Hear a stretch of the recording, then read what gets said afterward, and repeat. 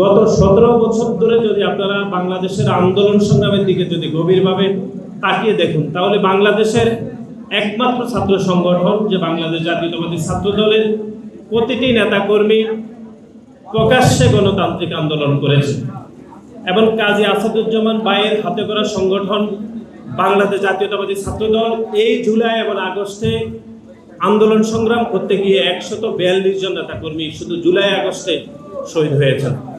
এবং গত 17 বছর ধরে খুনি হাসিনা যে নিষ্ঠুর নির্যাতন চালিয়েছে তার সব থেকে ভিকটিম ছাত্র সংগঠন আমার বাংলাদেশ জাতীয়তাবাদী ছাত্র দল। আমার মনে হচ্ছে আপনারা দেখেছেন যে গত 2 সপ্তাহ আগে ঢাকা বিশ্ববিদ্যালয়ের বহুল আলোচিত বহু কাঙ্ক্ষিত যে ডাকসু নির্বাচন অনুষ্ঠিত হয়েছে, সেটি নির্বাচন অনুষ্ঠানের দিন থেকে কিরকমভাবে বিতর্কিত হয়েছে সেটা আমরা গণমাধ্যমে দেখেছি।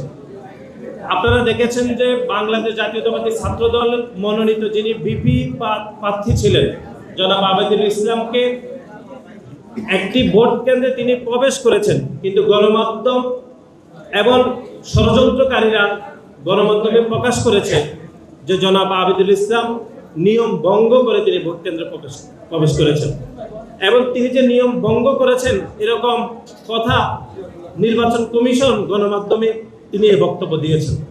তার কিছুক্ষণ পরে যখন নির্বাচন কমিশনার যিনি দায়িত্ব পালন করছেন তাকে যখন আইন দেখানো হয়েছে যে কোনো প্রার্থী নির্বাচন কেন্দ্রে প্রবেশ করতে পারবেন, তিনি বলেছেন যে তার বক্তব্য ভুল ছিল, তিনি আইনটি পড়ে দেখেননি।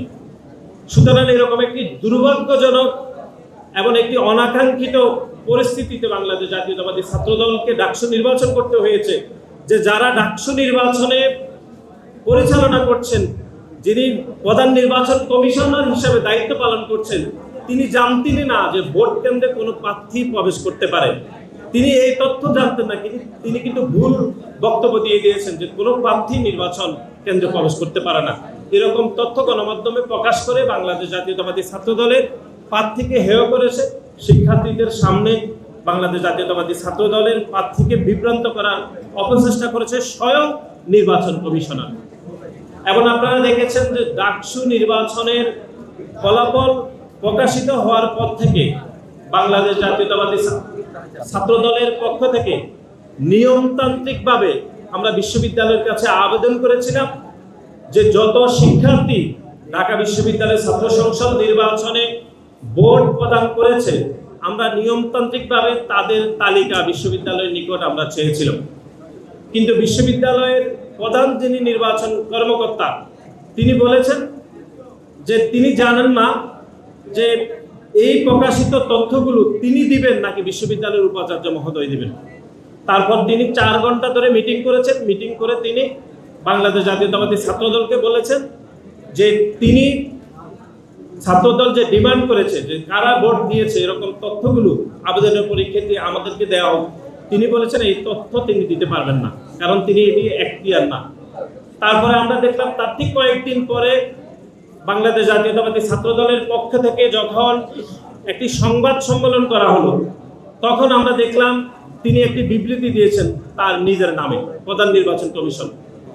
আপনারা দেখেন, আমরা যখন ডাকসুর অনিয়মের বিষয়ে বিশ্ববিদ্যালয়ের কাছে লিখিতভাবে আবেদন করেছিলাম তখন কিন্তু তারা কোনো বক্তব্য দেয়নি আমাদের অভিযোগের বিপরীতে, কিন্তু আমরা যখন গণমাধ্যমে বক্তব্য দিয়েছি তার বিপরীতে তারা কিন্তু একটি বিবৃতি দিয়েছে। সেই বিবৃতিটি প্রধান নির্বাচন কর্মকর্তার নামে হয়েছে, কিন্তু তিনি তার আগে বলেছেন যে তিনি তার নামে কোনো বিবৃতি দিতে পারবেন না, যত বিবৃতি দিবে বিশ্ববিদ্যালয়ের ভাইস চ্যান্সেলর নাকি সবকিছু দেখবেন। এবং আপনারা দেখেছেন গতকাল বাংলাদেশের একটি সুনামধন্য গণমাধ্যম একটি রিপোর্ট প্রকাশ করেছে যে ডাকসু নির্বাচনের যাবতীয় ব্যালট পেপার নীলক্ষেত থেকে চাপানো হয়েছে। এরকম তথ্য এর আগেও কিন্তু বাংলাদেশের বহু ছাত্র সংগঠন এই অভিযোগ করেছিল, কিন্তু বিশ্ববিদ্যালয় কর্তৃপক্ষ সংবাদ সম্মেলন করে এমনকি বিবৃতি দিয়ে তারা মিথ্যা দাবি করেছে যে কোনো ব্যালট পেপার নাকি নীলক্ষেত থেকে চাপানো হয়নি। কিন্তু গতকাল আপনারা দেখেছেন যে একটি বাংলাদেশের সুনামধন্য গণমাধ্যম সেটি কিন্তু প্রকাশ করেছে। তারপর তারা বলল এই বিষয়ে যাচাই বাছাই করা হবে, তারপর তদন্ত করে তারপর রিপোর্ট প্রকাশ করা হবে। কিন্তু তার পূর্বে তারা যে বিবৃতি দিয়েছে সেখানে তারা বলেছে এরকম দাবি ভিত্তিহীন, এরকম দাবির পক্ষে কোনো তথ্য প্রমাণ নাকি কোনো ছাত্র সংগঠন দিতে পারেনি। সুতরাং ঢাকা বিশ্ববিদ্যালয়ের মতো এরকম একটি বিশ্ববিদ্যালয়ে এরকম একটি খারাপ পরিস্থিতির মধ্যে আমাদেরকে নির্বাচনে যেতে হয়েছে এবং ষড়যন্ত্র করে কিভাবে শিক্ষার্থীদের অধিকারকে খর্ব করা হয়েছে। সুতরাং আমরা মনে করি বাংলাদেশ জাতীয়তাবাদী ছাত্রদল দীর্ঘ 5 দশকেরও বেশি সময় ধরে বাংলাদেশের সাধারণ শিক্ষার্থীদের স্বার্থকে প্রাধান্য রেখে আমরা আন্দোলন সংগ্রাম করছি। আমাদের এই আন্দোলন সংগ্রাম ভবিষ্যতে আমরা চলমান রাখব। যে আন্দোলন সংগ্রাম আমাদেরকে শিখিয়ে গিয়েছেন কাজী আসাদুজ্জামান ভাই, আমরা সেই আন্দোলন সংগ্রাম করব শিক্ষার্থীদের জন্য, দেশের মানুষের জন্য, এদেশের মানুষের ভোটাধিকারের জন্য, এদেশের মানুষের মত প্রকাশের জন্য, এবং সেই আন্দোলন সংগ্রাম আমরা করব একদম প্রকাশ্যে গণতান্ত্রিকভাবে।